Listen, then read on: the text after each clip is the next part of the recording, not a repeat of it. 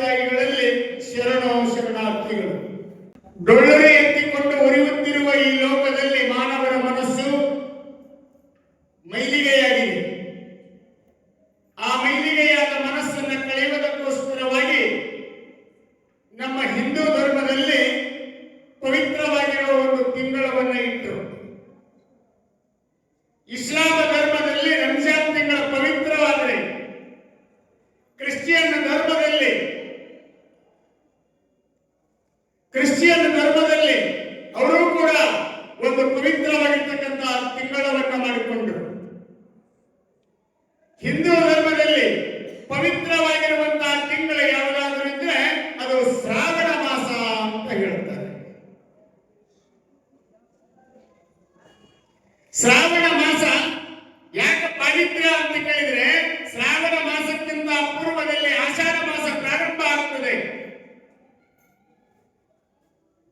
ಆದರೆ ಪಾವಿತ್ರ್ಯ ಬಂದದ್ದು ಶ್ರಾವಣ ಮಾಸಕ್ಕೆ.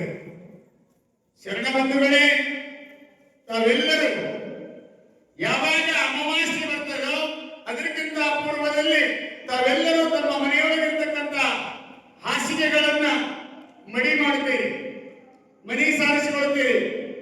ಯಾಕೆ ಅಂದ್ರೆ ಶ್ರಾವಣ ಬಂತಪ್ಪ, ಇದು ಪವಿತ್ರವಾದ ತಿಂಗಳ ಅಂತ ತಿಳ್ಕೊಂಡು ಸಂಕಷ್ಟ ಚತುರ್ಥಿ ಅಂತ ಆಚರಣೆ ಮಾಡ್ತೀರಿ. ಆಮೇಲೆ ಸಂಪತ್ ಲಕ್ಷ್ಮಿ ಅಂತ ಮಾಡ್ತೀರಿ, ವಸಂತ ಗೌರಿ ಅಂತ ಮಾಡ್ತೀರಿ. ಎಲ್ಲರೂ ಮಾಡತಕ್ಕಂಥವು ಈ ಶ್ರಾವಣ ಮಾಸದಲ್ಲಿರೋದ್ರಿಂದ ಈ ಶ್ರಾವಣ ಮಾಸಕ್ಕೆ ಪ್ರಾಧಾನ್ಯತೆಯನ್ನು ಕೊಡ್ತಾರೆ. ನಾವು ಶಾಸ್ತ್ರೀಯವಾಗಿ ಶಾಸ್ತ್ರಗಳ ಶಬ್ದಗಳ ಮುಖಾಂತರ ಶ್ರಾವಣ ಮಾಸ ಅಂದ್ರೆ ಯಾವುದಕ್ಕೆ ಅಂತಂದ್ರೆ, ಅಲ್ಲಮಹಾಪ್ರಭು ಅವರು ಮಾತಾಡ್ತಾನೆ, ತಲೆಯಲ್ಲಟ್ಟುಂಬಡೆ ತಲೆಯಲ್ಲಟ್ಟುಂಬಡಿಲ್ಲ, ಒಲೆಯಲ್ಲಟ್ಟುಂಬಡೆ ಒಲೆಯಲ್ಲಟ್ಟುಂಬಡುಂಟು. ಒಲೆಯಲ್ಲಟ್ಟುಂಬಡೆ ಹಗೆಯುಂಟು ಹೊಗೆಯುಂಟು, ತಲೆಯಲ್ಲಟ್ಟುಂಬಡೆ ಹಗೆಯಿಲ್ಲ ಹೊಗೆಯಿಲ್ಲ, ಹಾಲು ಸಕ್ಕರೆ ಘನವಾಯಿತು ಗುಹೇಶ್ವರ. ಇಲ್ಲಿ ಯಾವುದರಿಂದ ಊಟ ಮಾಡೋದಪ್ಪ ಒಂದು ತಿಂಗಳು? ಶ್ರಾವಣ ಮಾಸದೊಳಗೆ ನೆತ್ತಿ ಬುತ್ತಿಗೆ ಶ್ರಾವಣ ಮಾಸ ಅಂತಾರೆ. ಕಿವಿಗಳ ಮುಖಾಂತರ ನಾವು ಕಿವಿಗಳ ಮುಖಾಂತರ ಮಹಾತ್ಮರ ನುಡಿಗಳನ್ನ, ಪುರಾಣ ಪ್ರವಚನಗಳನ್ನ ಕೇಳೋದರಿಂದ ನಮಗೇನಾಗ್ತದೆ ಅಂತ ಕೇಳಿದ್ರೆ ಪುಣ್ಯ ಬರ್ತದ ಅಂತ ಪುರಾಣ ಇತಿಹಾಸಗಳಲ್ಲಿ ಹೇಳಿಕೊಂಡು ಬಂದಿದ್ದಾರೆ. ಅದಕ್ಕೆ ನಮಗೆಲ್ಲರಿಗೂ ಕೂಡ ಶ್ರಾವಣ ಮಾಸ ಪಾವಿತ್ರ್ಯವಾದಂತಹ ತಿಂಗಳು. ಈ ಪಾವಿತ್ರ್ಯವಾದಂತಹ ತಿಂಗಳೊಳಗೆ 20 ವರ್ಷದ ಹಿಂದೆ 2005ನೇ ಇಸ್ವಿಯೊಳಗೆ ಶುಕ್ರವಾರ ದಿವಸ ಅಮಾವಾಸ್ಯೆ, ಶುಕ್ರವಾರ ದಿವಸ ಶ್ರಾವಣ ಮಾಸ. ಅವತ್ತ ಬಸವ ಪುರಾಣ ಎಲ್ಲಿ ಪ್ರಾರಂಭ ಆಗಿತ್ತು ಅಂದ್ರೆ ಮಾರುತೇಶ್ವರ ದೇವಸ್ಥಾನದಲ್ಲಿ ನನ್ನ 2ನೇ ಪುರಾಣ ಹುಣಸಾಳ ಗ್ರಾಮದ ದೈವವರು ಅನುವು ಮಾಡಿಕೊಟ್ಟಿದ್ರು ಬಸವ ಪುರಾಣ ಹೇಳಿ. ಆ 20 ವರ್ಷದ ನಿಮಿತ್ತವಾಗಿ ಸಿದ್ಧಾರೂಢರ ಮಠದಲ್ಲಿ ಮಾಡಬೇಕು ಅಂತಕ್ಕಂಥ ವಿಚಾರವನ್ನು ಇಟ್ಟುಕೊಂಡು ಇವತ್ತು ಪ್ರಾರಂಭ ಮಾಡಿದ್ದಾಗಿದೆ. ಮನುಷ್ಯ ಮಹಾದೇವನಾಗಲಿಕ್ಕೂ ಬರ್ತದೆ, ಮನುಷ್ಯ ಮೃಗನಾಗಲಿಕ್ಕೂ ಬರ್ತದೆ.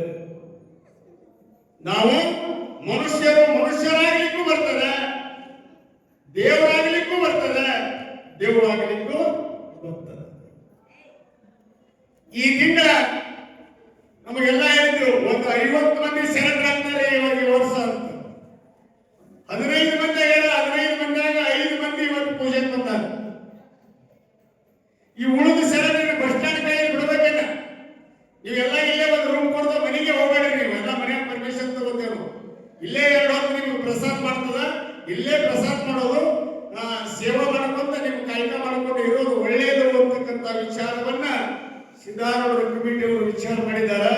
ದಯವಿಟ್ಟು ಬಸವಧರ್ಮದ ಶರಣರು ಸಾಯಂಕಾಲ ನೀವು ಎಲ್ಲೇ ಇರಿ, ನಿಮ್ಗೆ ಕೈಕ ಮಾಡ್ರಿ. ಆದ್ರೆ 7 ಗಂಟೆಗೆ ಪೂಜೆಗೆ ಮಾತ್ರ ಬರೋದು ಮರಿಬಾರದು.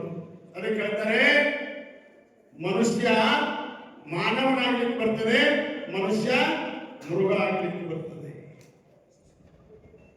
ನಾವೆಲ್ಲ ವಿಚಾರ ಮಾಡಬೇಕು. ಈ ಬಸವ ಪುರಾಣ ಪ್ರಾರಂಭ ಆಗ್ತದೆ. ಬಸವನೆಂದರೆ ಪಾಪ ದೆಸೆಗೆಟ್ಟು ಹೋಗುವುದು. ಬಸವ ಬಸವ ಬಸವ ಬಸವ ಎನ್ನುತ್ತಿದ್ದೇನಯ್ಯ. ಯಾಕೆ ಬಸವ ಅನ್ಬೇಕು ಅಂತ ಕೇಳಿದ್ರೆ, ನಾವು ಪ್ರತಿನಿತ್ಯ ಜೀವನದೊಳಗೆ ಈ ನಾಲಿಗೆಯಿಂದ ಮನುಷ್ಯ ಪಾಪವನ್ನು ಮಾಡುತ್ತಾನೆ, ಕಣ್ಣಿನಿಂದ ಪಾಪವನ್ನು ಮಾಡ್ತಾನೆ, ಮನಸ್ಸಿನಿಂದ ಪಾಪವನ್ನು ಮಾಡ್ತೇವೆ. ಈ ಮೂರು ಪಾಪಗಳ ನಿವೃತ್ತಿಯಾಗಬೇಕಾದರೆ ಕಿವಿಯಿಂದ ಪುರಾಣವನ್ನೇ ಕೇಳಬೇಕು, ನಾಲಿಗೆಯಿಂದ ಭಗವಂತನ ನಾಮಸ್ಮರಣೆ, ಶ್ರೀ ಗುರು ಬಸವಲಿಂಗಾಯ ನಮಃ ಆಗಲಿ, ಓಂ ನಮಃ ಶಿವಾಯನೇ ಆಗಲಿ, ನಿಮ್ಮ ಯಾವ ಗುರುವಿನ ನಿಮ್ಮ ದೇವರ ಮರಿ ದೇವರ ನಾಮಸ್ಮರಣೆಯನ್ನ ನಾಲಿಗೆಯ ಮುಖಾಂತರ ಮಾಡುವುದರಿಂದ ನಾಲಿಗೆಯಿಂದ ಮಾಡಿರುವ ಪಾಪ ಹೋಗ್ತದೆ. ಕಿವಿಯಿಂದ ಕೇಳೋದರಿಂದ ಪ್ರತಿನಿತ್ಯ ನೋಡ್ಬೇಕು. ಸರ್ವರಾಜಪ್ಪ ಇವರು ಎಲ್ಲರೂ ಆ ಕಂಪನಿಯಲ್ಲಿ ಹೆಚ್ಚಿಲ್ಲ ಅಂತ ತಿಳ್ಕೋಬೇಡಿ. ಅವರು ದಿನ ಅವರಿಗೆ ಬೇಡ್ಕೋಬೇಕು, ನೀವು ಸಿದ್ಧಾರ್ಥ ಮಠಕ್ಕೆ ಬಂದು ನಮಗೆ ದಿನ ನೀವೆಲ್ಲರೂ ಬರೆಯುವಂಗ ಟಿಂಗಲ್ ಮಾಡುವಂತ ಗುಣ ಬಸವೇಶ ಅವರಿಗೆ ಕೊಡಲು ಅವರು ಅಂದು ನಿರ್ಮಲವಾಗಿ ಬಸವಣ್ಣನ ತತ್ವದಲ್ಲಿ ಇರುವಂತ ಒಂದು ತಿಂಗಳ ಸದ್ಗುಣ ಕೊಡುವಂತ ನೀವು ಬೇಡ್ಕೋಬೇಕಾಗ್ತದೆ. ಅಂತ ಗುಣ ನಮಗೆ ಬರಬೇಕಾದರೆ ಬಸವಣ್ಣನವರು ಎಂತಹ ಸಮಾಜವನ್ನ ಕಟ್ಟಿದರು ನಾವೆಲ್ಲ ನೋಡಬೇಕು. ಈ ಶ್ರಾವಣ ಮಾಸದೊಳಗೆ ಮನಸ್ಸು ಮೈಲಿಗೆ ಆಗಿದೆ. ಆ ಮೈಲಿಗೆ ಆದಂತಹ ಮನಸ್ಸನ್ನ ತೊಳಿಬೇಕಾದ್ರೆ ಎದರಲ್ಲೇ ತೊಳಿಬೇಕ್ರಿ? ಬಟ್ಟೆ ಮಾಸಿದೊಡೆ ಮಡಿವಾಳನಿಗೆ ಇಕ್ಕುವರೆ. ಬಟ್ಟೆ ಹೊಲಸಾದ್ರೆ ಏನ್ ಮಾಡ್ತೇವೆ? ಸಾಬಾನು ಪುಡಿ ತೊಳ್ತೇವೆ. ಏನು ದೊಡ್ಡ ಹರಿಯಾಗಿರ್ತದ, ಬಡ ಬಡ ಹೋಗಿ ತೊಳೆದಿ ಹೋಗ್ಕೊಂಡು ಬಂದ್ಬಿಡ್ತೇವೆ. ಬಟ್ಟೆ ಹೊಲಸಾದು ಅಂದ್ರ ನಿರ್ಮಾ ಪುಡಿ ಹಾಕಿ ಅವ್ರನ್ನ ಸ್ವಚ್ಛಗೆ ತೊಳಿತೀವಿ, ಮಡಿ ಮಾಡ್ತೀವಿ. ತಲೆ ಹೊಲಸಾಯ್ತು ಅಂದ್ರೆ ಮಂಡೆ ಮಾಸಿದವೆ. ಈ ತಲೆ ಹೊಲಸಾಯ್ತು ಅಂತಂದ್ರೆ ನಿರ್ಮಾ ಪುಡಿಯೋ ಸೀಗೆಕಾಯಿ ಪುಡಿಯೋ ಹಚ್ಚಿ ತಲೆ ಸ್ವಚ್ಛಗೆ ತೊಳ್ಕೊಂಡು ಸ್ವಚ್ಛ ಮಾಡ್ಕೊಂತೀವಿ. ಬಟ್ಟೆ ಮಾಸಿದವೇ ಮಡಿವಾಳನಿಗಿಕ್ಕುವರಯ್ಯ, ಮಂಡೆ ಮಾಸಿದವೇ ಮಹಾ ಮಜ್ಜನವ ಮಾಡುವರಯ್ಯ, ಮನವ ಮಾಸಿದವೆ. ಮನಸ್ಸು ಹೊಲಸಾಯ್ತು ಅಂದ್ರೆ ಯಾವ ಸಾಮಾನು ಹಚ್ಚಬೇಕು? ಮನಸ್ಸ ಹೊರಗೆ ಕಾಣೋದಲ್ಲ, ಹಿಡಿದ್ರೆ ಸಿಗೋದಲ್ಲ, ಒಂದು ಕಡೆ ನಿಲ್ಲೋದಲ್ಲ. ಈ ಮನಸ್ಸ ಹೊಲಸಾಯ್ತು ಅಂದ್ರ ಯಾವುದರಿಂದ ತೊಳಿತೀರಿ? ಏ ಭೀಮೆ,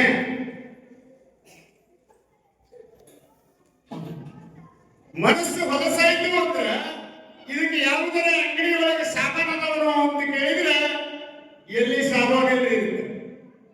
ಇದಕ್ಕೆ ಸಾಮಾನು ಸಿಗೋದು ಎಲ್ಲಿ ಅಂತ ಕೇಳಿದ್ರೆ ಇದಕ್ಕೆ ಎಲ್ಲಿ ಸಿಗ್ತದೆ ಅಂದ್ರೆ ಮಹಾನುಭಾವರ ಅನುಭವಕ್ಕೆ ಇಕ್ಕು ಕೂಡಲ ಚನ್ನ ಸಂಗಮ ದೇವ.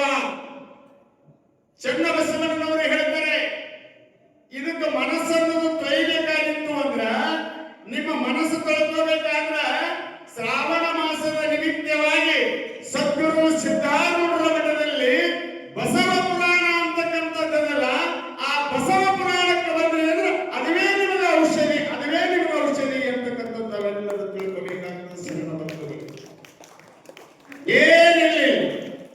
ಇಲ್ಲೇನಿಲ್ಲ, ನಿರ್ಮಲವಾದ ಮನಸ್ಸಿನಿಂದ ನಾವು ಬಂದೆವು ಅಂತಂದ್ರೆ ಒಂದಿಷ್ಟು ಬಸವಣ್ಣನ ಬಸವ ಪುರಾಣ ಭೀಮ ಕವಿ ಬಹಳ ಚಂದ ಬರ್ಕೊಂಡು ಬರ್ತಾನೆ.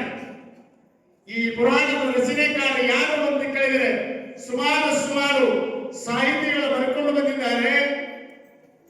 ಆದರೆ ಅತಿ ನಿರರ್ಗಳವಾಗಿ ಎಲ್ಲರಿಗೂ ಕೂಡ ಅಭಿಪ್ರಾಯಯುಕ್ತವಾಗಿ ಬರೆದಿರ್ತಕ್ಕಂಥ ಕವಿಗಳು ಯಾರಾದರೂ ಇದ್ರೆ ಅದು ಭೀಮ ಕವಿ.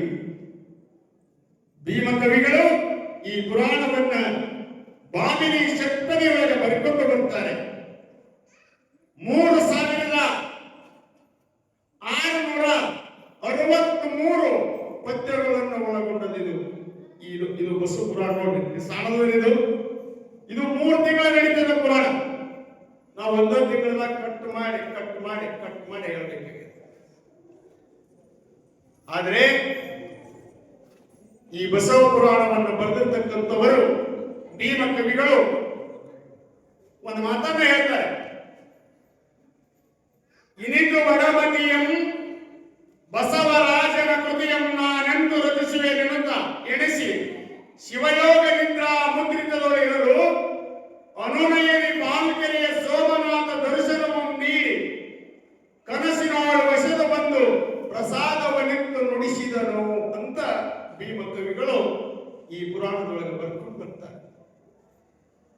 ಈ ಮಾತನ್ನ ಹಲವು ಮಾತೇನು ಗುರುವೇ ನೀನು ಒಲಿದು ಪಾದವನಿಟ್ಟ ನೆಲವೇ ಸುಕ್ಷೇತ್ರ ಜಲವೇ ಪಾವನ ತೀರ್ಥ ಸುಲಭ ಶ್ರೀ ಗುರುವೇ ಕೃಪೆಯಾಗು ಎಂಬಂತೆ ಇವರು ಕೂಡ ತಮ್ಮ ಗುರುವಿನನ್ನ ಸ್ಮರಣ ಮಾಡಿದರು. ಈ ಕೃತಿ ಎಲ್ಲಿದು ಅಂತ ಕೇಳಿದ್ರೆ ಪಾಲ್ಕೆರೆಯ ಸೋಮನಾಥರು ಇದನ್ನ ಬರೆದಿರ್ತಕ್ಕಂಥ ಗ್ರಂಥ. ಈ ಗ್ರಂಥವನ್ನ ಕನ್ನಡಕ್ಕೆ ಅನುವಾದ ಮಾಡಿ ಬಾಮಿನಿ ಷಟ್ಪದಿಯಲ್ಲಿ ಬರೆದಿರ್ತಕ್ಕಂಥ ಕವಿಗಳು ಯಾರು ಅಂತ ಕೇಳಿದ್ರೆ ಭೀಮ ಕವಿಗಳು ಇಂದ ನೋಡಿ. ಭೀಮ ಕವಿ ವಿರಚಿತ ಬಸವ ಮಹಾಪುರಾಣ ಅಂತ. ಇದಕ್ಕೆ ಬರೇ ಪುರಾಣ ಅಂದ್ರೆ ಮಹಾಪುರಾಣ. 8 ಕಾಂಡಗಳಿವೆ, ಇದಕ್ಕೆ 8 ಭಾಗಗಳಿವೆ. ಸತ್ತವರ ಕಥೆಯೆಲ್ಲ ಕೊತ್ತದಲ್ಲಿ ಕುದಿದು ಬಸವ ಪುರಾಣ ಸತ್ತವರ ಕಥೆಯಲ್ಲ, ಪುಂಡರಾಗಿಪುದಲ್ಲ, ವೇಳೆ ಗಳೆಯುವವರಲ್ಲ, ಚಾಡಿ ಕೋರರು ಕೇಳುವಂತ ದುಂದು ವೆಚ್ಚದ ಆರೋಪದ ಮಾತಲ್ಲ. ಯಾರು ಕೇಳಬೇಕ್ರಿ ಇದನ್ನ? ಸತ್ಯವಂತರ ಆಲಿಪುದು ಈ ಬಸವ ಪುರಾಣ ಮಂ.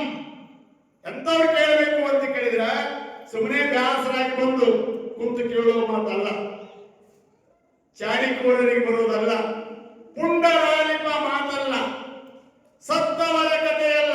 ಒಬ್ಬರೇನೋ ಹುಟ್ಟಿದ್ರು ಅವರು ಸತ್ರು ಆ ಕಥೆಯಲ್ಲ. ಯಾರು ಮನಸ್ಸಿನೊಳಗೆ ಬಸವ ಪುರಾಣವನ್ನ ಕೇಳ್ತೀರೋ ನೀವು ಕೂಡ ಬಸವಣ್ಣನೇ ಆಗ್ತೀರಿ ಅಂತ ಭೀಮ ಕವಿ ಬರ್ಕೊಂಡು ಬರ್ತಾನೆ. ನೀವು ಬಸವಣ್ಣನೇ ಆಗ್ತೀರಿ. ಅದಕ್ಕೆ ಇಲ್ಲಿ ನಾವು ಪ್ರಾರಂಭ ಮಾಡ್ತೇವೆ. ಮೊದಲು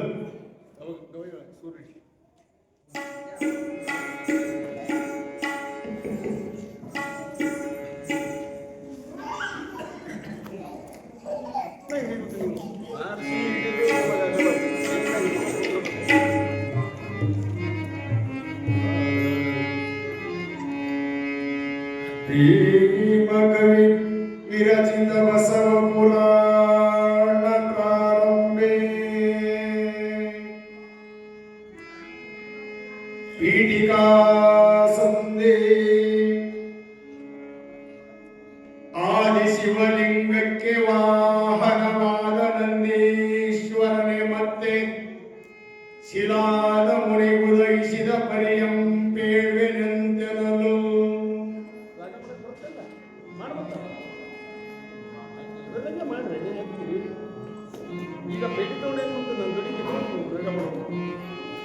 ಶ್ರೀ ಗುರುವೇ ದೀಕ್ಷಾ ಗುರುವೇ ಶಿಕ್ಷಾ ಗುರುವೇ ರಕ್ಷಾ ಗುರುವೇ ಸರ್ವ ಆಗಮೋಕ್ತ ಕಲಾ ಗುರುವೇ ಶಿವಯೋಗ ಧರ್ಮಾರ್ಥ ಭೋಗ ಗುರುವೇ ತ್ಯಾಗ ಗುರುವೇ ಸುಧಿ ಗುರುವೇ ವಾಚಾ ಗುರುವೇ ಭವರೋಗ ಹರ ಶರಣಾಗು ಬಸವ ಮಹಾಗುರುವೇ ನಿಮಗೆ ಶರಣಾಗು.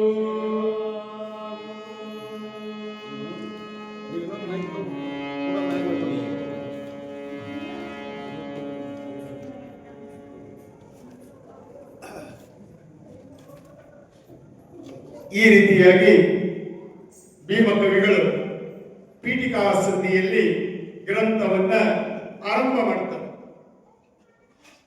ಬಸವಣ್ಣ ಅಂದ್ರೆ ಯಾರು? ಈ ನಂದಿ ಅಂದ್ರೆ ಯಾರು ಹೇಳ್ತಾರೆ.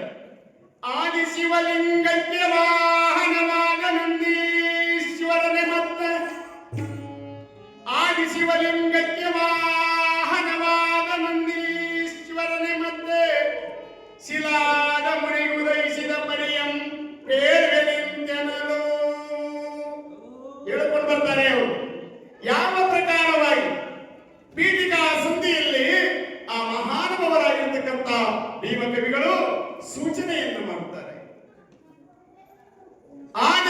ಶಿವಲಿಂಗಕ್ಕೆ ಆದಿ ಅಂದ್ರೆ ಮೊದಲು, ಆದಿ ಅನಾದಿಯಿಂದ ನಿಮ್ಮ ಶ್ರೀಮುಕುಟ. ಬಸವಣ್ಣವರು ಹೇಳಲ್ಲ ಏನು, ಚಕ್ಷುದೋ ಪಾದ ನಿಮ್ಮ ಪಾದ, ವಿಶ್ವದೋ ಭಾವ ನಿಮ್ಮ ಪಾದ, ಚಕ್ಷುದೋ ವಿಶ್ವ ನಿಮ್ಮ ಪಾದ ಅಂತ ಹೇಳಿದಂಗ ಆದಿ ಶಿವಲಿಂಗಕ್ಕೆ ವಾಹನ ಯಾರಾದರೂ ಅಂತ ಕೇಳಿದ್ರೆ ನಂದೀಶ್ವರ ಆಗ್ತಾರೆ. ನೀವೆಲ್ಲ ಒಂದು ಕತೆ ಕೇಳಿ ಹೇಳ್ತೀನಿ. ಪೂರ್ವದಲ್ಲಿನೇ ಭೀಮಕವಿಗಳು ಹೇಳ್ಕೊಂಡು ಬರ್ತಾರೆ, ನಂದಿ ಅಂದ್ರೆ ಯಾರು? ನೀವೆಲ್ಲ ಬಾಗೇವಾಡಿ ಒಳಗೆ ಹೋಗ್ತೀರಿ, ಅಲ್ಲಿ ನೋಡ್ತೀರಿ, ಅದು ಯಾವ ಮೂರ್ತಿ ಅದ್ರಿ? ನಂದಿ ಮೂರ್ತಿ ಅದು. ಬಸವಣ್ಣ ಬಸವಣ್ಣ ಅಂತ ನೀವು ಕರಿತೀರಿ, ನಂದಿಗೆ ಬಸವಣ್ಣ ಅಂತ ಕರ್ಕೊಂಡು ಬಂದರು. ನಂದಿಗೆ ಬಸವಣ್ಣ ಅಂತ ಯಾಕಂದ್ರು ಅಂದ್ರ ಯಾವಾಗ 12ನೇ ಶತಮಾನದಲ್ಲಿ ಬಸವಣ್ಣ ಹುಟ್ಟಿ ಬಂದ ಈ ಭಾಗದ ಜನರೆಲ್ಲರೂ ನಂದಿಯ ಅವತಾರವೇ ಬಸವಣ್ಣ ಅಂತ ತಿಳ್ಕೊಂಡು ಆ ನಂದಿಗೆ ಏನನ್ಲಿಕ್ಕಂದ್ರು ಅಂದ್ರೆ ಬಸವಣ್ಣನ ಗುಡಿ, ಬಸವಣ್ಣನ ಗುಡಿ ಅಂತ ನಮಗೆಲ್ಲರಿಗೂ ಕೂಡ ಅದು ವಾಡಿಕೆಯಾಗಿ ಬಂತು. ಅದು ಬಸವಣ್ಣನ ಗುಡಿ ಅಲ್ಲ. ಬಾಗೇವಾಡಿ ಒಳಗಿರುವುದು ಯಾವ ಗುಡಿ? ಅದು ಯಾವ ಗುಡಿ? ಶಿವಗುಡಿ. ಯಾಕೆಂದ್ರೆ ಶಿವನ ದೇವಾಲಯ. ನೀವೆಲ್ಲ ತಿಳ್ಕೋಬೇಕು. ಯಾಕೆ ಅಂದ್ರ ನೀವು ಹೋದ ತಕ್ಷಣವೇ ಉತ್ತರಕ್ಕೆ ಮುಖ ಮಾಡ್ಕೊಂಡು ಹೋಗ್ತೀರಿ, ಪೂರ್ವಕ್ಕೆ ಮುಖ ಮಾಡಿ ಒಂದು ಲಿಂಗ ಅದ, ಅದಕ್ಕೆ ಏನಂತ ಹೆಸರಿಟ್ಟಾರ?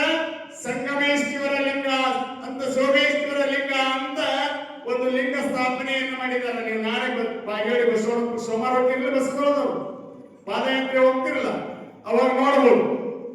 ಮೊದಲು ನಿಮಗೆ ಲಿಂಗ ದರ್ಶನ. ಲಿಂಗದ ಮುಂದೆ ಏನಿರ್ತದೆ? ಲಿಂಗದ ಮುಂದ ನಂದಿ ಇರ್ತದೆ. ಈ ಕಡೆ ಹಿಂದ ಲಿಂಗದ ಮುಂದೆ ಏನಪ್ಪ ಅಂತ ಕೇಳಿದ್ರೆ ಪಶ್ಚಿಮಕ್ಕೆ ಮುಖ ಮಾಡಿಕೊಂಡು ನಂದಿ ಕುಂದರ್ಶ, ಹೌದಲ್ರಿ? ಆ ನಂದಿಯ ಅವತಾರ ಈ ಭೂಲೋಕಕ್ಕೆ ಹೆಂಗಾಯಿತು? ಮೂಲ ನಂದಿ ಹೇಳ್ಕೊಂಬರ್ತಾರ, ಆದಿ ಶಿವಲಿಂಗಕ್ಕೆ ವಾಹನವಾದ ನಂದೀಶ್ವರನೇ. ಆದಿ ಶಿವಲಿಂಗವಾಗಿರ್ತಕ್ಕಂಥ ಶಿವನ ಲಿಂಗವೇ. ಶಿವ ಅಂದ್ರೆ ಯಾರಿರಬೇಕು? ಶಿವೇತಿ ಇತಿ ಮಂಗಲಂ ಶಿವ. ಯಾರಿಗೆ ಸುಖವನ್ನ ಕೊಡುತ್ತಾನೆಯೋ, ಯಾರಿಗೆ ಶಿವ ವರದ ಅಂದ್ರೆ ಸಂತೋಷವಾಗುತ್ತದೆಯೋ ಅವನಿಗೆ ಶಿವ ಅಂತ ಕರೀತಾರೆ. ಅವನಿಗೆ ಪರಮಾತ್ಮ ಅಂತ ಕರೆದರು, ಭೋಳೆನಾಥ ಅಂತ ಕರೆದರು, ಶಂಕರ ಅಂತ ಕರೆದರು. ಎಷ್ಟು ನಾಮಗಳನ್ನ ಶಿವನಿಗೆ? ಸಹಸ್ರ ನಾಮಗಳು. ಆ ಪರಮಾತ್ಮನಿಗೆ ಅವ ಏನಾಗ್ತಾನೆ? ಒಮ್ಮೆ ಪರಮಾತ್ಮ ಲಿಂಗನು ಆಗ್ತಾನೆ ಅಂತ ಹೇಳ್ತಾರೆ. ಯಾಕೆ? ಆಕಾರವಿಲ್ಲದ, ನಿರಾಕಾರವಿಲ್ಲದ, ಆಕಾರ ನಿರಾಕಾರವಿಲ್ಲದ, ಸಾಕಾರವಿಲ್ಲದ, ಆದಿ ಅಂತ್ಯ ಮಧ್ಯವಿಲ್ಲದ ಒಂದು ವಸ್ತು, ಅದು ಭಗವತ್ ಸ್ವರೂಪ ಪರಮಾತ್ಮ. ಯಾವಾಗಲೂ ಇರತಕ್ಕಂಥವನು. ಅವನಿಗೆ ಕರೆಂಟ್, ಈಗ ಬಲ್ಬ್ಗಳ ಮುಖಾಂತರ ಬಂದಾಗ ಕರೆಂಟ್ ಮಾಡ್ತೀರಿ, ಮ್ಯಾಗ ಮಂಜು ತಂತ್ಯಾಗ ಕರೆಂಟ್ ಐತೆ ಇಲ್ಲ? ತಂತಿ ಒಳಗೆ ಕರೆಂಟ್ ಐತಿ, ಕಂಡದನು? ತಂತಿ ಒಳಗಿರುವಂತ ಕರೆಂಟ್ ಕಂಡಿಲ್ಲ. ಮತ್ತ ಯಾವಾಗ ಕಾಣ್ತದ ಅಂತ ಕೇಳಿದ್ರೆ ಅದಕ್ಕೆ ಹೋಲ್ಡರ್ ಮಾಡಿ ಅದಕ್ಕೊಂದು ಬಲ್ಬ್ ಹಾಕಿದಾಗ ಇಲ್ಲಿ ಹೆಂಗ ಬೆಳಕು ಕಾಣುತ್ತದೋ ಹಾಗೆ ಪರಮಾತ್ಮ ಅನುರೇಣ ತುಳಕಾಷ್ಟಗಳಲ್ಲಿ ತುಂಬಿಕೊಂಡಿದ್ದಾನೆ. ಇರುವೆ 84 ಲಕ್ಷ ಜೀವರಾಶಿಗಳು ಎಲ್ಲರಲ್ಲಿನೂ ಕೂಡ ಪರಮಾತ್ಮದ ಕರೆ ನಮಗ್ ಕಾಣಲ್ಲಲ್ರಿ. ಎಲ್ಲೇನ ಹೇಳಿದ್ರು ಪರಮಾತ್ಮ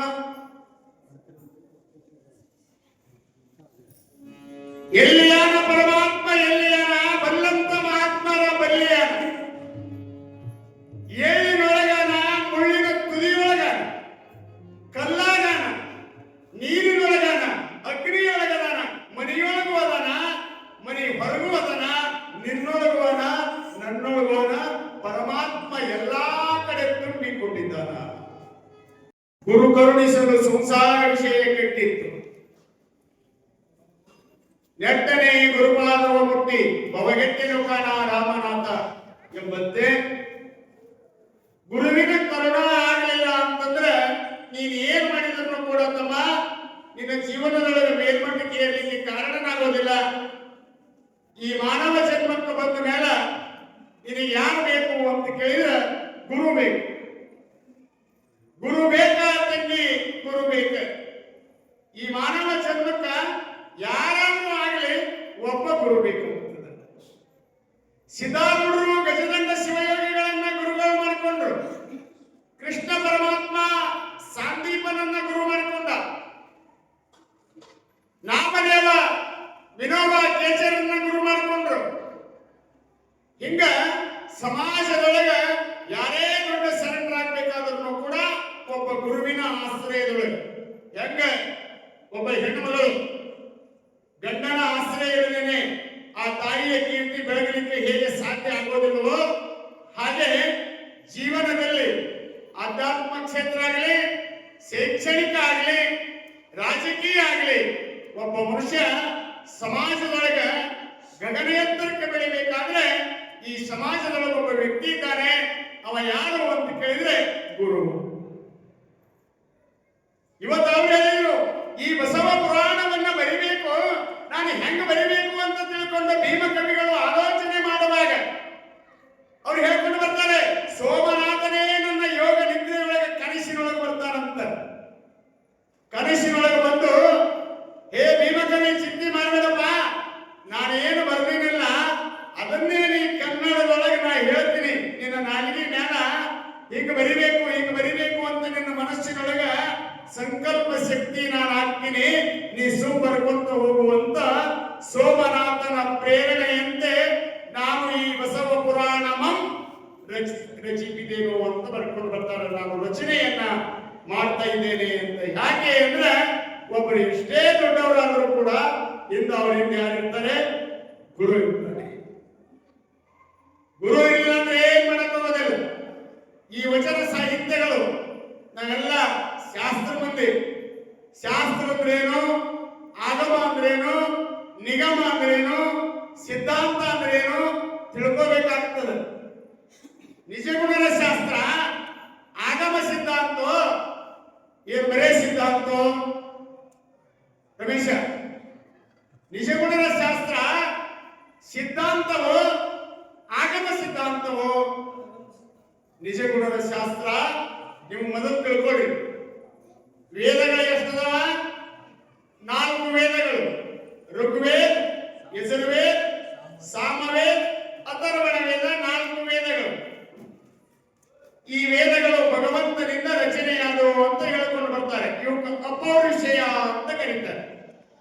ಇವು ಮನುಷ್ಯರಿಂದ ಹುಟ್ಟಿಲ್ರಿ, ಇವು ಸ್ವಯಂ ರಚನೆಯಾದವು. ಇನ್ನ ನಿಗಮಗಳು ಅಂತ ಬರ್ತಾರೆ. ವೇದಗಳು, ಉಪವೇದಗಳು ಅಂತ ಬರ್ತಾವೆ. ಮತ್ತೆ 4 ವೇದಗಳು ಬರ್ತವೆ.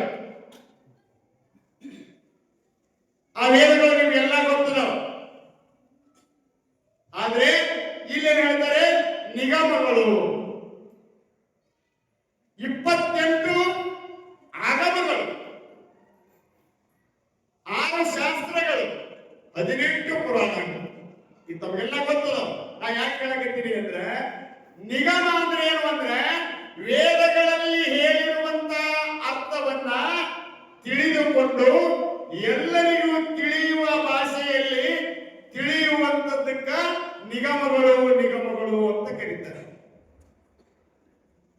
ಎಲ್ಲರಿಗೆ ಮನಮುಟ್ಟುವ ಹಾಗೆ 12ನೇ ಶತಮಾನದಲ್ಲಿ ಬಸವಣ್ಣನವರು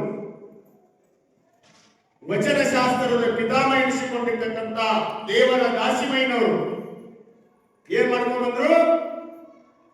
ವೇದಗಳಲ್ಲಿ, ಶಾಸ್ತ್ರಗಳಲ್ಲಿ ಹೇಳಿರ್ತಕ್ಕಂಥ ಮಾತನ್ನೇ, ಅಲ್ಲಿರುವ ಮಾತುಗಳನ್ನ ತಮ್ಮ ಅನುಭವ ತಗೊಂಡು ಜನಸಾಮಾನ್ಯರಿಗೆ ತಿಳಿಯುವ ಹಾಗೆ ವಚನಗಳನ್ನ ಹೇಳಿದ್ರಲ್ಲ. ವಚನ ಶಾಸ್ತ್ರ ನಿಗಮ ಸಿದ್ಧಾಂತ. ನೀವೇನ್ ತಿಳ್ಕೊಡ್ರಿ? ವಚನ ಶಾಸ್ತ್ರ ಏನದಲ್ಲ, ಇದಕ್ಕೆ ನಿಗಮ ಸಿದ್ಧಾಂತ ಅಂತ ಕರೀತಾರೆ. ನಿಸಿಗೊಂಡ್ರು, ವಚನವನ್ನು ಒಪ್ಪಿಕೊಂಡ್ರು, ಸಿದ್ಧಾಂತವನ್ನು ಒಪ್ಪಿಕೊಂಡ್ರು. ವೀರಶೈವ ಪರಂಪರೆಯ ಸಿದ್ಧಾಂತ ಅಂದ್ರೆ ಸಿದ್ಧಾಂತ ಶಿಖಾಮಣಿಯನ್ನು ಕೂಡ ನಿಜಗುಣ ಶಿವಯೋಗಿಗಳು ಒಪ್ಪಿಕೊಂಡು ಬಂದರು. ನಾ ಹೇಳಿಕ್ಕೆ ಕಾರಣ ನಿಗಮ ಸಿದ್ಧಾಂತಗಳ ಬಗ್ಗೆ ಸ್ವಲ್ಪ ಸಂಶಯ ಇರ್ತದೆ, ನಾವೆಲ್ಲ ತಿಳ್ಕೋಬೇಕಾಗ್ತದ. ಇವೆಲ್ಲ ತಿಳಿಸಿಕೊಡೋರು ಯಾರು ಅಂದ್ರೆ ಗುರು. ಗುರು ಇಲ್ಲ ಅಂದ್ರೆ ಏನು ಮಾಡಕ್ಕಾಗೋದಿಲ್ಲ. ಅದಕ್ಕ ಮತ್ತೆ ಯಾರಿಗೆ ಗುರು ಆಗ್ಬೇಕ್ರಿ? ಗುರುವರ ಯಾರಿಗೆ ಅಂತೀರಿ? ಬಹಳ ಮಂದಿ ಗುರುಗಳ ಹೆಂಗ ಸುಳ್ಳು ಹೇಳಕ್ಕೆ ಕಲಿಬೇಕು ಅಂತ ಕಲಿಸೋರು ಒಬ್ಬರು ಗುರುಗಳ, ಸುಳ್ಳ ಹೆಂಗ ಹೇಳಬೇಕು ಅಂತ ಕಲಿಸ್ತಾರ ಅವರು ಗುರುಗಳ, ಸತ್ಯ ಹೆಂಗ ಆಡಬೇಕು, ಅಸತ್ಯವನ್ನು ಬಿಡಬೇಕು, ಸತ್ಯ ಆಡಬೇಕು ಅಂತ ಕಲಿಸೋರು ಒಬ್ಬ ಗುರು ಆಗ್ತಾನೆ. ಅಕ್ಷರವನ್ನು ಕಲಿಸಿದವರಿಗೂ ಗುರು ಅಂತ ಕರೀತಾರೆ. ಇನ್ನ ಸರ್ವಜ್ಞನ ಕಡೆ ಹೋದರೆ ಊರಿಗೆ ದಾರಿಯೇನು ಆರು ತೋರಿದೆಯೇನು, ಸಾರಾಯದ ನಿಜವ ಗುರು ಆರಾಧನೆಯೇನು ಸರ್ವಜ್ಞ.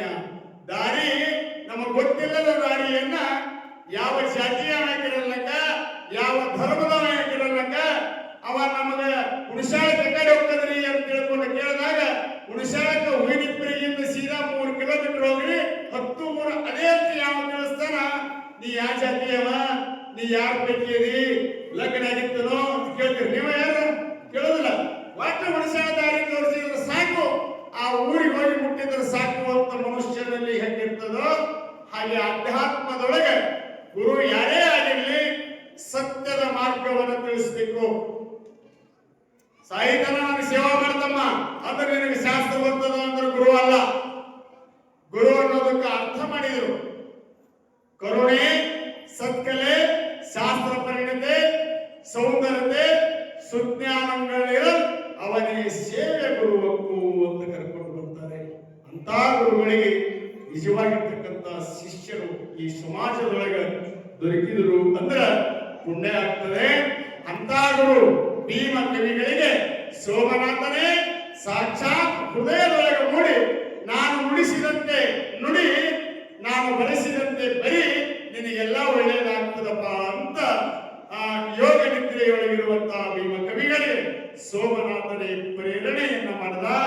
ಅವಾಗ ಭೀಮ ಕವಿಗಳು ಈ ಪುರಾಣವನ್ನ ನಾನು ಬರೀಲಿಕ್ಕಿದ್ದೇನೆ. ಆದರೆ ನಾನು ಬರಿಬೇಕಾದಾಗ ಛಂದಸ್ಸು, ವ್ಯಾಕರಣ ಏನಾದರೂ ಸ್ವಲ್ಪ ದೋಷಗಳಿದ್ದರೂ ಕೂಡ ಔಸಕ್ಷೀರ ನ್ಯಾಯದಂತೆ, ಯಾಕಂದ್ರ ವಿದ್ಯಾ ಯಾರಕ್ಕೂ ಸ್ವತ್ತಲ್ರಿ, ಹೇಳೋದ್ರಾಗೆ ಎಡವಬಹುದು. ಹೇಳೋರು ಬಹಳ ಶಾಲೆನ ತಿಳ್ಕೊಬೇಡ್ರಿ. ನೀವೆಲ್ಲರೂ ಕೆಳಗೆ ಕುತ್ಕೊಂಡು ನಾನೊಬ್ಬರು ಮ್ಯಾಲ ಕುಂದರ್ಸಿ ಮೈಕ್ ಕೊಟ್ಟಿರೋದು ನಾ ಶಾಲೆ ಅಂತ ತಿಳ್ಕೊಂಡ್ರೆ ನನಗೆ 3 ಕೇಳವಲ್ಲ ಜಗತ್ತಿನೊಳಗೆ. ಯಾಕಂದ್ರ ಇದು ಎದುರಿಲ್ಲ ನಾಲಿಗೆ ಒಮ್ಮೆ ತಪ್ಪು ಹೇಳ್ತಿರ್ತದ, ಒಮ್ಮೆ ಸರಿನೂ ಹೇಳ್ತಿರ್ತದ. ತಪ್ಪು ಹೇಳಾಗನೂ ಕೇಳ್ತೀರಿ, ಸರಿ ಹೇಳಾಗನೂ ಕೇಳ್ತೀರಿ. ತಪ್ಪು ಹೇಳಾಗಿದ್ದು ತಪ್ಪ ಅಂತ ಹೇಳೋದಿಲ್ಲ. ನೀವು ಸರಿಯಿಂದ ನೀವು ಅದನ್ನು ಕೇಳ್ಕೊಂತೀರಲ್ಲ, ನಿಜವಾಗಿ ಸತ್ಯ ಮತ್ತು ಅಸತ್ಯ ಇವೆರಡನ್ನ ಯಾವ ಸಹನೆಯಿಂದ ಸ್ವೀಕಾರ ಮಾಡ್ತಾನೋ ಅವನು ನಿಜವಾಗಿರ್ತಕ್ಕಂಥವ ಜಗತ್ತಿನೊಳಗೆ ದೊಡ್ಡವ ಅಂತಾನ, ಅವ ದೊಡ್ಡವ ಅಂತಾನೆ. ಬಸವಣ್ಣನವರ ತತ್ವ ಯಾವುದು? ತಾತ್ವಿಕ ಸಮಾಜದ ಮೇಲೆ ಸಾತ್ವಿಕ ಸಮಾಜ ಕಟ್ಟಿದ ಬಸವಣ್ಣ. ತಾತ್ವಿಕ ಸಮಾಜ ಅಂದ್ರೆ ತತ್ವಗಳದಾವೆ, ಆದರೆ ಅದರಲ್ಲಿ ಯಾವ ಸಮಾಜವನ್ನ ಕಟ್ಟಲಿಕ್ಕೆ ಇಷ್ಟಪಟ್ಟ ಬಸವಣ್ಣ ಅಂದ್ರೆ ಸಾತ್ವಿಕ ಸಮಾಜ. ಬಸವಣ್ಣನ ಮೂಲ ಮಂತ್ರ ಯಾವುದು? ಕಾಯಕವೇ ಕೈಲಾಸ. ನೀವೆಲ್ಲರ ದುಡಿರಿ. ಬಸವಣ್ಣನ ತತ್ವ ಏನು ಅಂತಂದ್ರೆ ದುಡಿದು ತಿನ್ನಬೇಕಂತ. ನೀ ಯಾವುದರ ಕಾಯಕ ಮಾಡು, ಒಟ್ಟು ಉದ್ಯೋಗ ಮಾಡು. ಉದ್ಯೋಗ ಮಾಡ್ತಾ ಮಾಡ್ತಾ ಏನ್ ಮಾಡು ಅಂತ ಕೇಳಿದ್ರೆ ಸ್ವಲ್ಪ ಕಾಯಕವನ್ನ ಮಾಡಪ್ಪ. ಕಾಯಕ ಮಾಡು. ಕಾಯಕ ಮಾಡಿ ಉಳಿದ್ರಾಗ ಒಂದು ನಾಲ್ಕನೇ ದುಡಿದೆ ಅಂದ್ರ 1 ಪೈಸಾ ನನ್ನ ಸಮಾಜಕ್ಕೆ ಕೊಡು, 20 ಪೈಸಾ ನಿನ್ನ ಸಮಾಜ ನಿನ್ನ ಉಪಜೀವನಕ್ಕಾಗಿ ಇಟ್ಕೋ ಅಂತ ಬಸವಣ್ಣ ಹೇಳ್ದ. ಅಂತ ಪುರಾಣದೊಳಗೆ ಪರಮಾತ್ಮ ಗುರುವಾಗಿ ಲಿಂಗವಾಗಿ ಬರ್ತಾನೆ. ನಾ ಹೇಳಕತ್ತಿದ್ದದು ಆದಿ ಶಿವಲಿಂಗ. ಆದಿ ಅಂದ್ರೆ ಪರಮಾತ್ಮ, ಶಿವಲಿಂಗ ಅಂದ್ರೆ ಯಾವುದು? ಲಿಂಗ ಅಂತ ಯಾವುದಕ್ಕೆ ಕಾಣಬೇಕು? ಲಿಂಗ ಅಂದ್ರೆ ಯಾವ್ದು ಅಂತೀರಿ? ಕೊಳ್ಳ ಕಟ್ಕೊಂಡಿರಲ್ಲ, ಅದು ಲಿಂಗ ಅಂತೀರಿ. ಮತ್ತ ಕೊಳ್ಳ ಕಟ್ಕೊಂಡು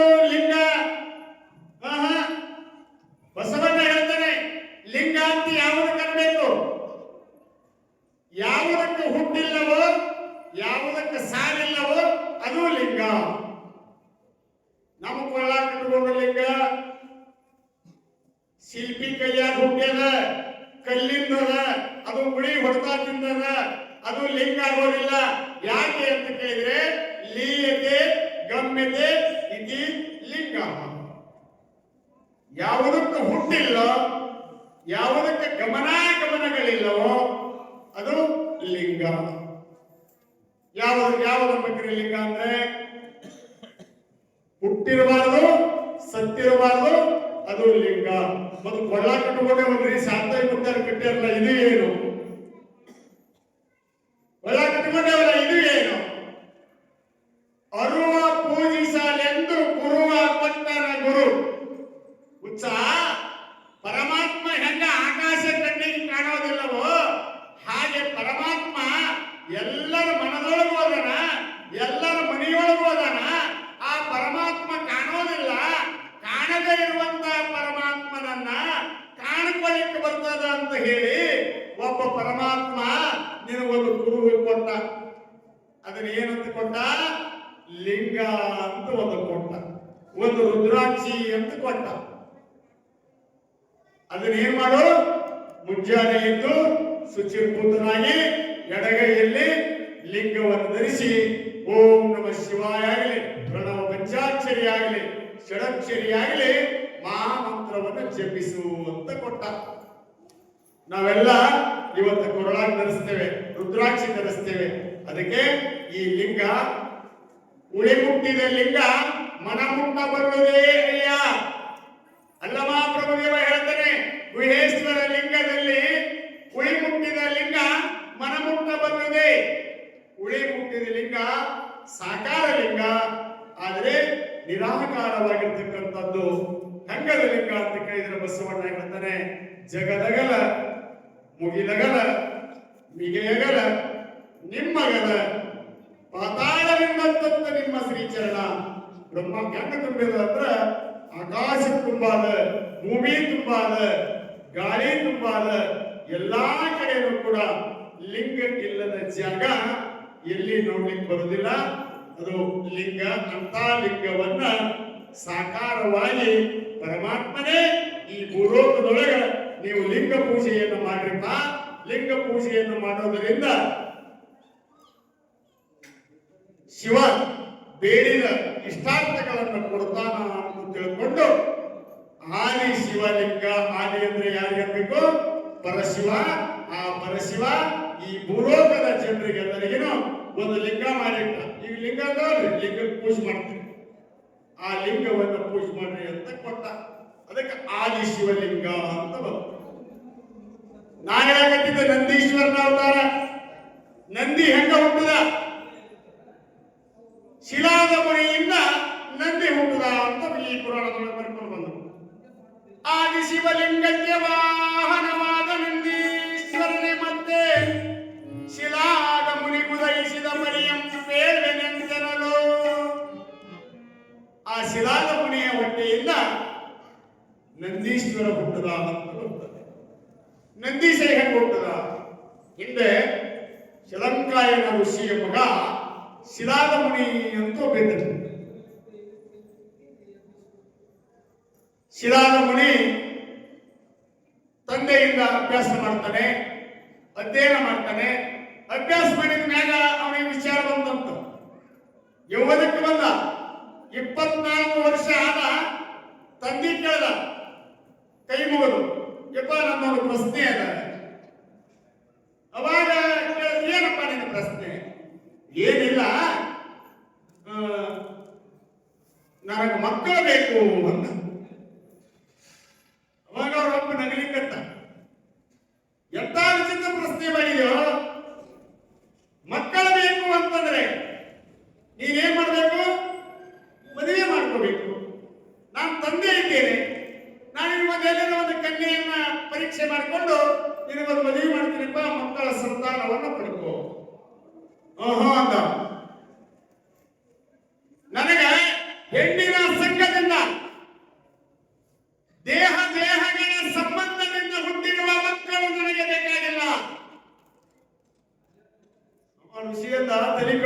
ಬ್ರಹ್ಮ ನಾವು ಹಾಳ ಪ್ರತಿಕಾರವನ್ನು ತುಂಬಿಕೊಳ್ಳಲಿದೆ. ಒಂದು ಗಂಡು ಒಂದು ಹೆಣ್ಣು ಸಂಬಂಧದಿಂದ ಹುಟ್ಟಿರುವಂತ ಮಾಂಸ ಪಿಂಡದಿಂದ ಹುಟ್ಟಿರುವ ಮಕ್ಕಳು ನನಗೆ ಬೇಕಾಗಿಲ್ಲ.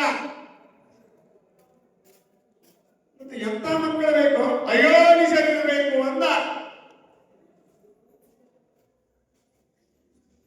ಅವಾಗ ಅಂದ, ನೋಡಪ್ಪ ನನಗದೆ ತಿಳಿಯಲು ಮತ್ತು ಬಲ್ಲವರು ಕೇಳುವಂತ ತಂದೆ ಮತ್ತೀಗ ಅಡ್ಡಾಡ್ಲಿಕ್ಕಿದ್ದ. ಏನ್ ಮಾಡ್ಬೇಕು?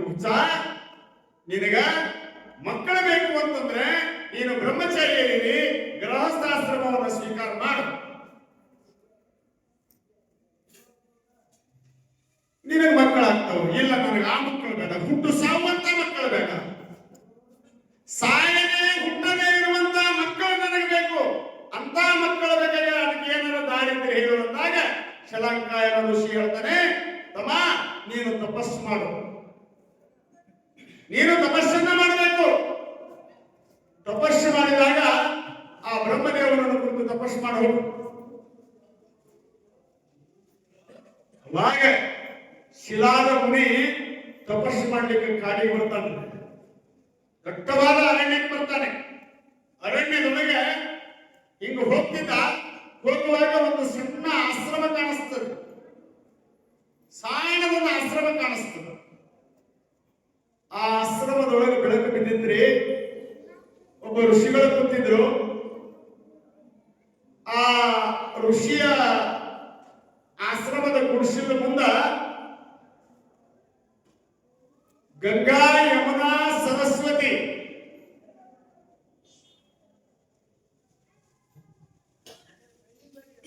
ಲಕ್ಷ್ಮೀ ಸರಸ್ವತಿ ಪಾರ್ವತಿ ದೇವಿ ಮೂರೂ ಮಂದಿ ಒಂದೊಂದು ವೇಷಭೂಷಣ ಹಾಕೊಂಡು ಸರಸ್ವತಿ ಏನ್ ಮಾಡ್ತಿದ್ಲು ಅಂತ ಕೇಳಿದ್ರ ಆಕಳ ಸೆಗಣಿ ಹಾಕೊಂಡು ಆ ಋಷಿಯ ಆಶ್ರಮವನ್ನು ಸೆಗಣಿಯಿಂದ ಸಾರಿಸ್ತಿದ್ಲು. ಪಾರ್ವತಿ ದೇವಿ ರಂಗೋಲಿ ಹಾಕ್ತಿದ್ಲು.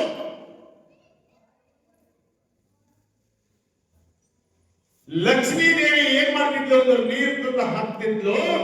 ಮೂರು ಮಂದಿ ಬ್ರಹ್ಮನ ಮತ್ತು ಯಾರೋ ವಿಷ್ಣುವಿನ ಮತ್ತು ಪರಮಾತ್ಮನ ಮೂರು ಮಂದಿ ದೇವತೆಗಳು ಆ ಕಶ್ಯಪ ಋಷಿಯ ಆಶ್ರಮದೊಳಗೆ ಸೇವಾ ಮಾಡ್ಲಿಕ್ಕಿದ್ದಾರ. ಒಬ್ಬರು ಮನಿ ತೊಳಿಲಿಕ್ಕಿದ್ದಾರ, ಒಬ್ಬರು ರಂಗೋಲಿ ಹಾಕ್ಲಿಕ್ಕಿದ್ದಾರ, ಒಬ್ಬರು ಆಕಳ ಸಗಣಿ ತಗೊಂಡು ಸಾರಿಸ್ಲಿಕ್ಕಿದ್ದಾರ. ಇವ ನೋಡ್ದ, ಸ್ವಲ್ಪ ಹೋಗಿ ನಿಂತಾಗ ಕೋಟಿ ಸೂರ್ಯರು ಪ್ರಕಾಶ ಕಾಣ್ತದೇನೋ ಆ ಆಶ್ರಮದೊಳಗೆ, ಹಕ್ಕಂತ ಪ್ರಕಾಶ ಕಾಣ್ತು. ಅವಾಗಿವ ನೋಡ್ದ, ಇಲ್ಲಿ ಏನೋ ಇದೆ, ನನ್ನ ಮನಸ್ಸು ಜಗತಾ ಇದೆ, ಇಲ್ಲಿ ಹೋಗಿ ಬರ್ಬೇಕು ಅಂತ ಹಿಂಗೆ ಹೆಜ್ಜೆ ಇಟ್ಟ. ಇವ ಒಂದು ಹೆಜ್ಜೆ ಇಟ್ಟ. ಅವಾಗ ಅವ್ರು ಹೇಳಿದ್ರು, ಶಲಂಕಾಯನ ಋಷಿಯ ಮಗನೇ ಶಿಲಾದ ಮುನಿಯೇ, ನೀನು ಒಳಗೆ ಬರಬೇಕು ಅಂತ ಆಶ್ರಮದೊಳಗೆ ಕೂಗಿ ಯಾವುದೋ ಒಂದು ಶಬ್ದ ಬಂತು. ಶಿಲಾದ ಮುನಿಗಳೇ, ನೀವು ಒಳಗೆ ಬರಬೇಕು, ವೆಲ್ಕಮ್, ನಿಮಗೆ ಸುಸ್ವಾಗತ ಅಂತ ಬಂತು. ಒಳಗೆ ಹೋದ. ಒಳಗೆ ಹೋಗೋದ್ರಿಗೆ ಕಶ್ಯಪ ಋಷಿ ಇವರಿಗೆ ಸ್ವಾಗತವನ್ನು ಕೋರ್ತಾರೆ. ಯಾವಾಗ ಸ್ವಾಗತವನ್ನು ಕೋರಿದ್ರು, ಹೋಗಿ ಶಿಲಾದ ಮುನಿಗಳು ನಮಸ್ಕಾರ ಮಾಡ್ತಾರೆ ಆ ಕಶ್ಯಪ ಋಷಿಗಳಿಗೆ. ಅವರ ಯೋಗಕ್ಷೇಮ ವಿಚಾರ ಮಾಡಿದ್ರು. ಅಲ್ಪೋಪಹಾರದ ವ್ಯವಸ್ಥೆ ಆಗ್ತದೆ ಆ ಕಶ್ಯಪ ಋಷಿಗಳ ಆಶ್ರಮದಾಗ. ಅದಕ್ಕೆ ಹೇಳ್ತಾರೆ, ಅತಿಥಿ ದೇವೋ ಭವಃ. ನೋಡ್ರಿ, ಇದು ನಮ್ಮ ಹಿಂದೂ ಧರ್ಮದಲ್ಲಿ ಯಜುರ್ವೇದದಲ್ಲಿ ಬರ್ತಕ್ಕಂತಹ ಮಹಾಮಂತ್ರಗಳು. ಮೊದಲು ಮಾತೃದೇವೋ ಭವಃ, ಪಿತೃದೇವೋ ಭವಃ, ಆಚಾರ್ಯ ದೇವೋ ಭವಃ, ಅತಿಥಿ ದೇವೋ ಭವಃ. ಇವು 4 ದೇವರನ್ನ ನಾವು ಪರಿಪಾಲನೆ ಮಾಡಿಕೊಂಡ್ರೆ ಸಾಕು. ಇಲ್ಲಿ ಕಶ್ಯಪ ಋಷಿಗಳ ಆಶ್ರಮಕ್ಕೆ ಶಿಲಾದ ಮುನಿಗಳು ಋಷಿಗಳು ಬಂದಿದ್ದಾರೆ. ಅವರ ಯೋಗಕ್ಷೇಮವನ್ನು ನೋಡ್ಲಿಕ್ಕೆ ಹಿಂಗ್ ಬರೇ ಕೈ ಹೊಡೆದ್ರೆ ಗಂಗಾದೇವಿ ತುಂಬದ ಚರಿಗೆ ಒಳಗೆ ನೀರು ತುಂಬಿಕೊಂಡು ಬಂದು ಹಸಿರು ಸೀರೆಯನ್ನುಟ್ಟು ಮುತ್ತಿನ ಆರತಿಯನ್ನು ತೊಟ್ಟು ಆ ಶಿಲಾದ ಮುನಿ ಕೈಗೆ ನೀರು ಹಾಕ್ತಾ ಇದ್ದಾರೆ. ಅವಳ ರೂಪವನ್ನು ನೋಡ್ದ ಮೂಗಿನಲ್ಲಿ ಧರಿಸಿರುವಂತಹ ಮೂಗುತಿಯನ್ನು ನೋಡ್ತಾರೆ, ದೇದೀಪ್ಯಮಾನವಾಗಿ ಹೊಳಿತಾಳೆ. ಹೋಗಿ ಪಾರ್ವತಿ ದೇವಿ ಉಪಚಾರ ಮಾಡ್ತಾಳೆ, ಹಣ್ಣು ಹಂಪಲುಗಳನ್ನು ಕೊಡ್ತಾಳೆ. ಸ್ವೀಕಾರ ಮಾಡಿದ ಮೇಲೆ ನಮಸ್ಕಾರ ಮಾಡಿ ಎದ್ದು ನಿಲ್ತಾರೆ. ಶಿಲಾದ ಮುನಿಗಳು ಒಂದು ಮಾತು ಕೇಳಿದರು, ಕಶ್ಯಪ ಋಷಿಗಳೇ, ತಮ್ಮಲ್ಲಿ ಒಂದು ವಿನಂತಿ ಇದೆ. ಏನು ಅಂತ ಕೇಳಿದ್ರೆ, ನನಗೆ ಮಕ್ಕಳು ಬೇಕು, ಅದಕ್ಕೆ ಆಶೀರ್ವಾದ ಮಾಡ್ತೀನಿ. ನೋಡಪ್ಪ, ಮಕ್ಕಳು ಬೇಕು ಅಂತಂದ್ರೆ ನೀನು ಮದುವೆಯನ್ನು ಮಾಡಿಕೊಂಡು ಮಕ್ಕಳನ್ನು ಪಡಿ ಎಂದಾಗ, ಇಲ್ಲ ನಾನು ಹೆಣ್ಣಿನ ಸಂಘದಿಂದ ದೇಹಗಳ ಸಂಬಂಧದಿಂದ ಮಕ್ಕಳು ಬೇಕಾಗಿಲ್ಲ, ನನಗ ಸ್ವಯಂ ಅಯೋನಿಜರಾಗಿರ್ತಕ್ಕಂಥ ಮಕ್ಕಳು ಬೇಕು ಅಂತಂದಾಗ ಕಶ್ಯಪ ಋಷಿಗಳು ಹೇಳ್ತಾರೆ, ನೀನು 12 ವರ್ಷ ಕಲ್ಲಿನ ಪುಡಿಯನ್ನು ತಿಂದು, ಕಲ್ಲಿನ ಪುಡಿಯನ್ನು ತಿಂದು ಉಗ್ರವಾದ ತಪಸ್ಸನ್ನು ನೀನು ಮಾಡಬೇಕು. ಯಾವುದು? ಪರಮಾತ್ಮನ ಶಿವನನ್ನ ಕುರಿತು ನೀನು ತಪಸ್ಸು ಮಾಡಪ್ಪ 12 ವರ್ಷ, ಅವಾಗ ನಿನಗ ಆ ಯೋಗ ಬರ್ತದೆ ಅಂತ ಕಶ್ಯಪ ಋಷಿಗಳು ಶಿಲಾದ ಮುನಿಗೆ ಆಶೀರ್ವಾದ ಮಾಡ್ತಾರೆ. ನಾಳೆ ದಿವಸ ಆ ಶಿಲಾದ ಮುನಿಗಳು ಉಗ್ರವಾದ ತಪಸ್ಸನ್ನ ಯಾವ ರೀತಿಯಾಗಿ ಮಾಡಿ 2 ಮಕ್ಕಳನ್ನು ಪಡಿತಾರೆ. ಒಂದು ನಂದೀಶ, ಇನ್ನೊಂದು ಶ್ರೀಶೈಲ. ಇವೆರಡು ಮಕ್ಕಳನ್ನ ಪಡಿತಾ ಇದ್ದಾರೆ. ಯಾವ ರೀತಿಯಾಗಿ ನಂದಿ ಅವತಾರ ಆಗ್ತದೆ ಅನ್ನೋದನ್ನ ನಾಳೆ ಯಾವ ರೀತಿಯಾಗಿ ಆ ನಂದೀಶ್ವರನ ಅವತಾರ ಆಗ್ತದೆ